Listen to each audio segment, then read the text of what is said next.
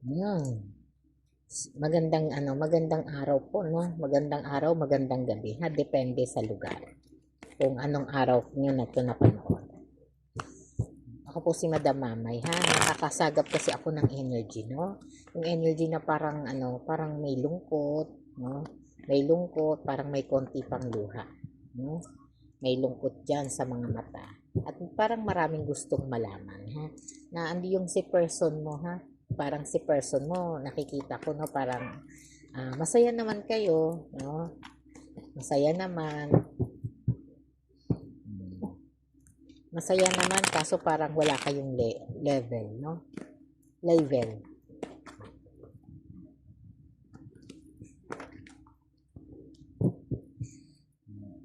Kaya naiisip mo to, no? Naiisip, gusto mong malaman, no? Kung anong meron kayo, no? Parang lagi mong tinatanong sa sarili mo kung totoo bang mahal ako ng mahal ko, no? Totoo ba? No? Totoo ba? Totoo bang meron kayo? Sige, alamin natin, ha? Ikaw nga yun. Makinig ka, ha? Makinig. At ito na ang iyong reading. Totoo bang mahal ako ng taong mahal ko? Two of Wands, no? Nag-aalangan. Hmm.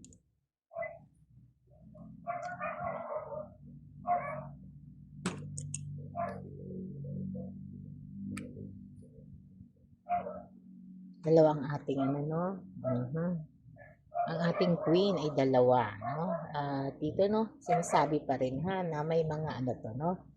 May mga decision making na gagawin, ha? Na parang hindi masyadong sigurado, no? Parang pinag-iisipan, no? Parang gusto niyang maging totoo pero parang gusto niyang hindi rin maging totoo, no? Ito yung mga emosyon na parang hindi masyadong sigurado na nagiging dahilan, no, ng mga tanong mo, ng mga lungkot mo, no? Kasi andito si the moon, ha? Andito si moon, no? Na nakikita mo dito na parang andun yung mga bagay na parang ah, kailangan gumawa ng desisyon, no? At sundin kung ano yung nakatakda sa panahon na to. At sa iyo mismo, sa inyong dalawa, no?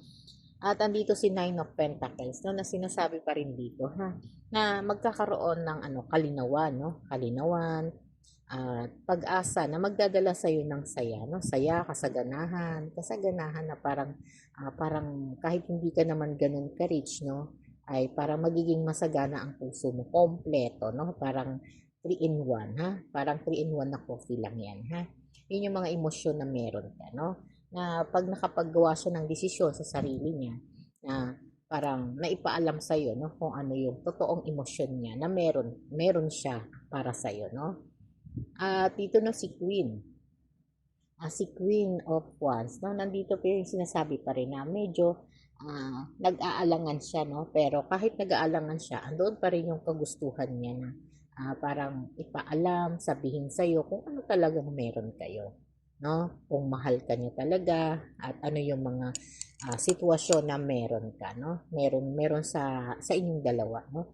Dahil meron tayong dalawang queen, no? Queen of Pentacles at saka Queen of Wands, no, na nagsasabi pa rin dito, no, na ah, sa ngayon, no, parang gagawan niya to ng paraan, tatrabahuin niya na magkaroon kayo ng level, no, level, at para mas maintindihan mo at maintindihan ninyo ng bawat isa na ang pagmamahalan ninyo, no, parang no need naman laging sabihin na mahal ka niya dahil nakikita naman sa gawa, no? Nakikita doon sa emosyon na meron kayo, doon sa refleksyon ng bawat isa sa inyo, sa mga ngiti nakikita na, sa pag-aalala halata naman, no? At doon sa mga palitan ninyo ng text message o ng inyong ng opinion ninyo sa bawat isa, ha. At yun yung mga bagay na ah, parang nagsasabi na sa'yo, no, na kahit hindi niya nasabihin ng direkta, no, na totoo bang mahal ka ng mahal mo, no. Ito yung dito sa The Magician, no, na dito sinasabi pa rin, na magkakaroon dito, no, ng parang mga tricks na, ay parang akala mo niloloko ka, akala mo hindi totoo, akala mo yung wala kayo, no? Pero meron po, no? Yun yung sinasabi niya dito na parang mas magiging klaro. Mas magiging klaro kung ano kayo, no? Kung anong meron sa inyo. At iyon yung magdadala sa iyo ng ano, no? Ng saya ng puso, no? Saya ng puso na talagang iniisip mo, no? Na pumapasok sa isip mo kung single ba siya o meron siyang iba o merong part ng buhay niya, no? At ito na sinasabi pa rin na talagang medyo i-balance mo lang, no? I-blending mo lang yung emosyon na meron kayo, no? Kung baga sakyan mo lang, sabayan mo lang siya kung anong kaya niyang ibigay, no? Kung masaya siya sa relasyon niyo nang wala kayong label, no? Walang kasiguraduhan na kayo, no? Kahit sa isang banda, no, nararamdaman mo naman yung pagmamahal na meron siya, no? At pagmamahal na meron ka rin, no? Pero hindi nasasabi na hindi kayo nagsasabihan ng I love you, no? Pero dito, no, base sa mga card sa emosyon yung parehas, no? Malinaw naman, no? Malinaw naman na meron kayong mga secret feelings sa isa't isa, no? At yung mga secret feelings na yan ay possible na mas lumago, mas magkaroon kayo ng long-term situation, no? At yung long-term situation na yan ay talagang possible na pwedeng ma-develop, no? At magdala sa inyo ng tagumpay sa relasyon niyo, no? At ito yung mga sinasabi sa iyo ng card mo, no, na yung mga tanong mo, no, yes, totoo po. Totoong mahal ka ng mahal mo, ha? Kaya ipanatag ang isip, huwag masyadong isip ng isip, ha? Kasi nakikita kita, no? Parang naririnig ko yung mga emosyon na meron ka, ha?